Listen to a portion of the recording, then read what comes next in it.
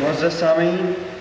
ہمیں احساس ہے کہ آپ کی نظریں جس روحانی شخصیت پر ٹکی ہوئی ہیں وہ اور کوئی نہیں، جانشین حکیم الاسلام خطیب الاسلام حضرت مولانا محمد سالم قاسمی صاحب دامت برکاتہم العالیہ کی ذات عالی صفات ہے۔ ذوف و علالت، فہم، نقاہت اور مسلسل طبیعت کی ناسازی کے باوجود اتنے طویل وقت تک مسند صدارت پر آپ کا جلوہ افروز رہنا ہمارے اور آپ کے لیے بلا شبہ ایک نعمت عظمیٰ ہے۔ ہم اب درمیان میں زیادہ دیر حائل نہ رہ کر انتہائی ادب و احترام کے ساتھ حضرت والا کی خدمت عالیہ میں درخواست پیش کرتے ہیں کہ اپنا صدارتی خطاب اور کلمات بابرکات پیش فرما کر اس اجلاس کو کامیابی کی ضمانت عطا کر کے حسن اختتام فرمائیں۔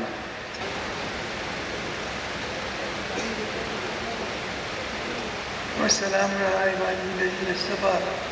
اما بعد فاعوذ باللہ من الشیطان الرجیم، بسم اللہ الرحمن الرحیم۔ ولولا كان من القرون من قبلكم معزز ملت برائے محترم برادران اسلام، میں سب سے پہلا میرا خوشگوار فریضہ ہے کہ میں آپ کی خدمت میں اس سعادت پر مبارکباد پیش کروں کہ آج آپ اکابر کی 100 سالہ تمناؤں کو پورا کر رہے ہیں۔ یہ تمنا کہ حضرت حجت الاسلام مولانا محمد قاسم صاحب نبر اللہ برقعہ کے علوم عالیہ سے دنیا کو مستفید کیا جائے اور دنیا کی مختلف زبانوں کے اندر کو پیش کیا جائے، یہ ایک آرزو تھی، یہ تمنا تھی جس کو ہم اپنے عہد اول سے بزرگوں کی زبانی سنتے آ رہے تھے۔ اس کے معنی یہ قدیم تمنا تھی، لیکن حالات کی نامساعدت کی بنیاد پر وہ حضرات اپنے دور میں اپنے وقت میں اس کی تکمیل نہ کر سکے، لیکن مشیت ربانی نے یہ آپ کے لیے مقدر کر رکھا تھا کہ آپ اس کی تکمیل فرمائیں گے۔ آج الحمدللہ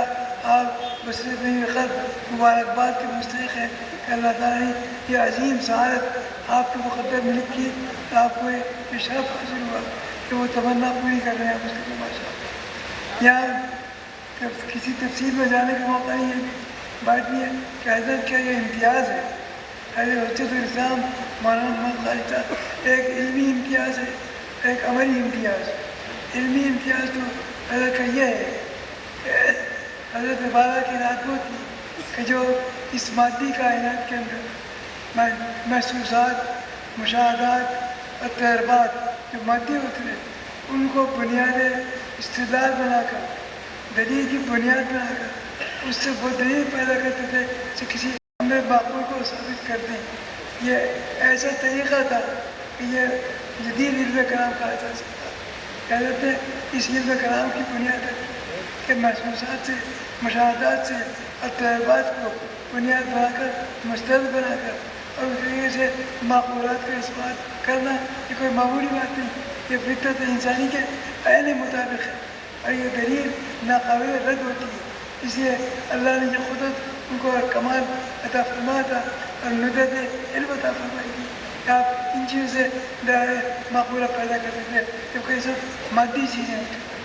یہ ان کے علم اکرام کی علمی عظیم شان بنیاد تھی۔ عملی بنیاد زندگی کہ آپ نے وہ بہترین احساسات،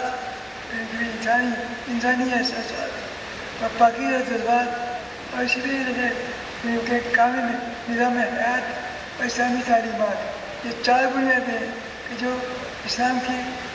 جن کو باقی رکھنا اور ان کو چلنا اور ان کو ملت تک پہنچانا یہ سب کا فریضہ ہے۔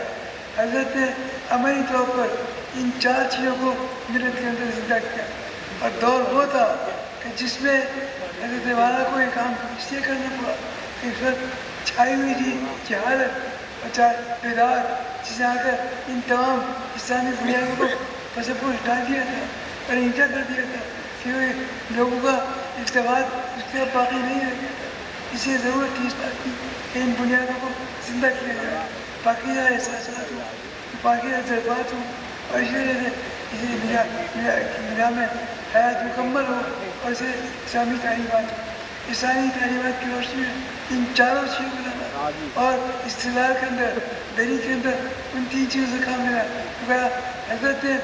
مادی چیزوں کو، مادی 3 چیزوں کو بنیاد بنایا استدلال کی، اور وہ اتنا فطری ہوتی ہے، وہ دیکھیے کہ کوئی شخص اس کی وجہ کا بقی ہونے سے اور مکمل سے انکار نہیں کر سکتا، اس سے سب کچھ ایک کے قابل قبول کیا. اس لیے بلا تکلف کہا جا سکتا ہے کہ حضرت کے فردات کے اوپر اگر آج اسلام کو پیش کیا جائے، آج کا دور جو عقلی دور ہے، سائنسی دور ہے، اس عقلی اور سائنسی دور کے اندر عقلیات تو زیادہ ہے. حضرت نے محسوسات کو اور معقولات کو اور مشہورات کو ذریعہ بنا کر معقولات کو ثابت کرنے کا جو طریقہ اختیار کیا وہ ایسا ہے کہ آج اگر اس کو دنیا کے سامنے پھیلایا جائے تو وہ دنیا جو تحقیق طلب ہے اسلام کے بارے میں، یہ ذریعہ ایسا ذریعہ بنے گا کہ جو اسلام کو قبول کرنے کے لیے راستہ صاف کر دے گا، محققین کے لیے راستہ صاف ہو جائے گا. آج یورپ اور امریکہ کے اندر جو طلب ہے وہ اپنی مادیت سے عاجز آئے ہوئے ہیں. ان کو اگر کوئی رہنمائی ملتی ہے، ان کو اگر سکون ملتا ہے، تعلیمات اسلام کے اندر ملتا ہے، لیکن آپ کا فرض ہے کہ تعلیمات اسلام کو اس انداز پر پیش کریں کہ جو ان کو فطرتوں کو لگنے والی ہو، ان کی معیاروں کے سے قریب ہونے والی ہو. اور ظاہر ہے کہ مادیت کے اتنے عادی ہیں، اسے دلائل معقولہ کو بھی آپ ان مادیات کے ذریعے سے اگر پیش کریں گے تو یہ دلائل اتنے قوی ہوں گے انشاءاللہ ان کی جتنی رکاوٹیں ہیں اسلام کو قبول کرتے تمام رکاوٹیں انشاءاللہ دور ہو جائیں گی. ہمارا بنیادی مقصد حضرت کے علوم کو سامنے بیان کرتی ہے، مصیب فطرت پر ان کو دنیا کے سامنے پیش کرے. اس کے قدردان وہی لوگ ہیں جنہیں سچی طلب ہوگی، حقیقی طلب ہوگی اور اس کے اندر واقعی محقق ہوں گے، تحقیق فصلیں ہوں گے. اس کے اندر انشاءاللہ حضرت کے علوم ایسے ہیں کہ ان دو بنیادوں پر جو میں نے عرض کی، علمی بنیاد اور عملی بنیاد پر، یہ دو بنیادیں ایسی ہیں کہ اگر یہ پہنچ گئی تو اس کے اندر آگے سمجھے کہ ہزار بے شمار رکاوٹیں جو قبول اسلام میں رکاوٹ پڑی ہوئی ہیں یورپ اور امریکہ کے اندر، آج وہ سچی ختم ہو کر اسلام کی قبولیت کا راستہ بالکل صاف ہو جائے. آج بھی الحمدللہ وہ اپنی مادی تہذیب سے اور مادی بےہودگی سے، بے تہذیبی کہنا چاہیے اس کو، بے خدا تہذیب یا بے خدا تمدن اور بے حد تہذیب اس سے عاجز آئے ہوئے اس کے اندر. اسے عالم کے سامنے اسلام کا یہ نظام اگر آپ پیش کریں گے اس کے اندر، لیکن حجت الاسلام کے طریقے اور پیش کریں گے کہ دلائل معقولہ کو مادیات کے ذریعے سے حجت اور دلائل معقولہ قائم کر کے پیش کریں جو فطرت کو لگنے والی چیز ہے، دلوں کو لگنے والی چیز ہے اور رد کرنے کی چیز نہیں ہوتی. اس کے اندر انشاءاللہ وہ تمام راستے بالکل صاف ہو جائیں گے جو اسلام کے کئی رکاوٹ بننے والے تھے. آج بڑی تیزی کے ساتھ اسی سامنے آج بھی الحمدللہ اس طرف توجہ ہوئی کہ اللہ تعالیٰ کا فضل ہے کہ جو کام حضرات اکابر کی تمنا کے طور پر اللہ تعالیٰ نے ہمیں اس کے لیے لگا دیا اور یہ وقت دے دیا کہ ہم اس خدمت کو انجام دیں. آپ سب حضرات صبح قابل صد مبارکباد ہیں کہ اللہ تعالیٰ نے بزرگوں کی ایک عظیم تمنا، عظیم آرزو کی تکمیل کا آپ کو تعالیٰ نے ذریعہ بنا دیا. اس پہ آپ جتنا تعالیٰ کا شکر ہے اتنا انشاءاللہ آپ کے کاموں کے اندر برکت اور مقبولیت عامہ، مقبولیت تامہ پیدا ہو. اس لیے میں بسبب خط مبارکباد بھی دیتا ہوں اور حضرت کی یہ دو بنیادیں پیش کرنے کے بعد ایک حضرت کی علمی کمال کی بنیاد ہے جس کو میں نے عرض کیا کہ وہ محسوسات، مشاہدات اور تجربات کی بنیاد پر، اور تیسری چیز وہ ہے اس کے اندر وہ احساسات اور باقی تجربات اور نظام حیات اور اسی طرح شامی تعلیمات. یہ چار بنیادیں عملی بنیادیں ہیں. حضرت نے ان تین عملی بنیاد، تین علمی بنیاد اور چار عملی بنیاد جو طریقہ اختیار کیا، اس نے اپنے وقت کے اندر وہی خیال پیدا کیا کہ آج 150 سال گزرنے کے باوجود حق تعالیٰ نے ان کے علوم کو اتنا مؤثر بنا رکھا کہ آج بھی جب لوگ دیکھتے ہیں تو اس کے حیرت زدہ ہوتے ہیں اس کے اوپر. اور یہ علوم اگر کھل کر سامنے آئے تو اس زمانے محققین کی کمی پوچھے تو انشاءاللہ امید ہے کہ اسلام کی اشاعت کے اندر، قبول اسلام کے اندر، یورپ میں، امریکہ میں، ایشیا میں، افریقہ، دنیا کے ہر خطے کے اندر انشاءاللہ لوگوں کے لیے غیر معمولی طور پر قابل قبول ہو جائے گا. اس لیے آپ حضرات اس مبارک تقریب میں شریک ہوئے، تو آپ بھی حصہ دار بن کر اس مبارک تقریب کے اندر شریک ہو کر آپ نے بھی اپنے اس سعادت کو حاصل کر لیا کہ اللہ تعالیٰ نے آپ کے حق میں اتنے عرصے سے مقدر کر رکھے. اللہ تعالیٰ ان خدمات کو قبولیت عامہ، قبولیت تامہ، قبولیت کاملہ عطا فرمائے، اور جو بنیادی مقصد ہے کہ علوم قاسمیہ اور علوم نادرہ جو ہے یہ دنیا کے لیے رہنمائی کا، دینی رہنمائی کا ذریعہ بنے، اسلام کی طرف توجہ مرتب کرنے کا بنیادی ایسا مدرر ذریعہ بنے کہ اس کو اگر اس سے ہٹ نہ سکے، انکار نہ کر سکے۔ یہ چیز کہ آپ کے ذریعے سے ہمارے آ رہی ہے، اسی کے لیے حجت الاسلام اکیڈمی قائم کی گئی ہے، اس کی قدر فرمائیے آپ۔ اللہ تعالیٰ نے یہ شرف آپ کو دے دیا، اس لیے اس شرف کو کوئی معمولی چیز نہ سمجھیے، یہ بہت بڑا شرف ہے، بزرگوں کی تمنا پوری کرنا کوئی معمولی بات نہیں۔ انشاءاللہ اس کا فیضان آپ کو عالم دنیا میں بھی سامنے آئے گا، عالم آخرت کے بھی انشاءاللہ سامنے آئے گا۔ اس لیے میں مبارکباد کے ساتھ ایک عزیز کو بھی جو کام کر رہے ہیں اس کے اندر، اس طرح کہتے ہیں عزیز ہم مولانا محمد شکیب صلی اللہ علیہ وسلم کام کر رہے ہیں بڑی محنت سے، بڑی کاوش،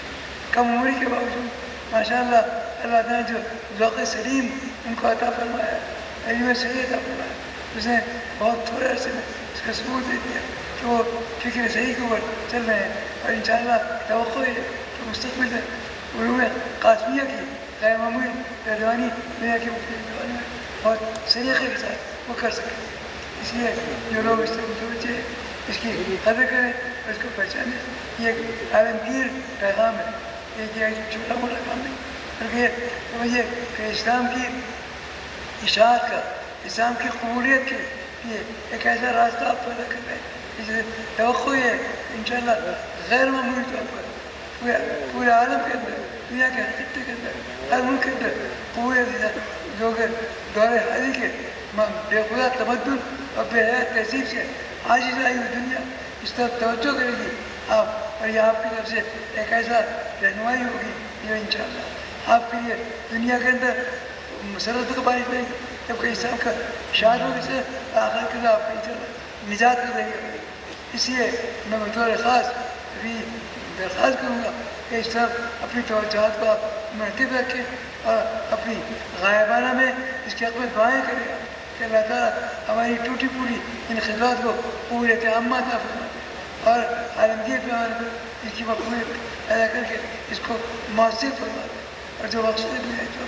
کہ اکابر کے ان علوم کو ہم دنیا تک پہنچائیں، اس مقصد کے اندر اللہ تعالیٰ ہمیں کامیابی دے۔ اور میں انہی کلمات کے تبلیغ کے ساتھ اور مبارکباد کے ساتھ آپ کو